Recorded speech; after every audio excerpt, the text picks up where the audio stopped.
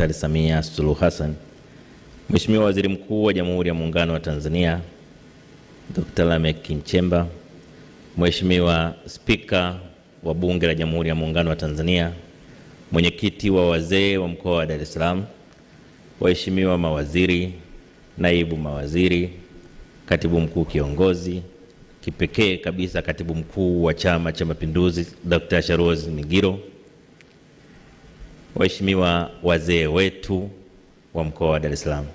Mheshimiwa Rais, nimepewa nafasi ya kuja kukukaribisha kuongea na Watanzania kupitia kwa wazee wa mkoa wa Dar es Salaam.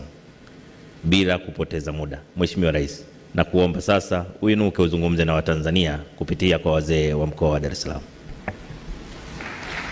Haya, naomba tuinuke na makofi mengi kwa Mheshimiwa Rais. Bado tuongeze tena makofi mengi kwa Mheshimiwa Rais. Dar es Salaam oye! Wazee wetu oye! Tanzania oye! Waheshimiwa, tukae. Nawashukuru sana.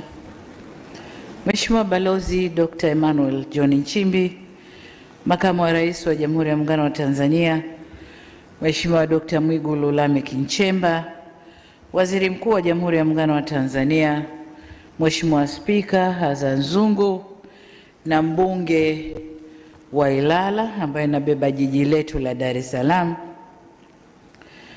Waheshimiwa mwenyekiti wa Baraza la Wazee la Dar es Salaam kakaangu Salum Matimbwa na wazee wote wa mkoa wa Dar es Salaam, waheshimiwa mawaziri na manaibu mawaziri mliopo nasi. Kabla ya mawaziri nitambua uwepo wa uongozi wa Chama cha Mapinduzi pamoja na vyama vingine vya siasa kama wapo. Nirudi tena kwa mawaziri na manaibu mawaziri, Katibu Mkuu Kiongozi na viongozi wote wa serikali mliopo, waheshimiwa wakuu wa vyombo vya ulinzi na usalama mkoa wa Dar es Salaam, ndugu wanahabari, wageni waalikwa, mabibi na mabwana, asalamu alaykum. Tumsifu Yesu Kristo. Bwana Yesu asifiwe.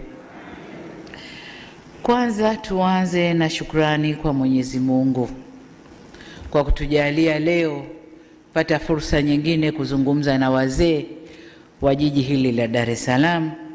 Lakini la pili ni washukuru sana wazee wa Dar es Salaam.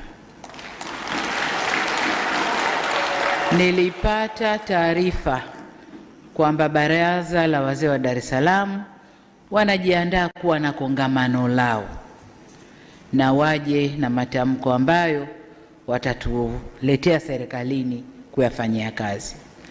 Lakini nikasema ndio jukwaa hilo hilo na mimi nitapenda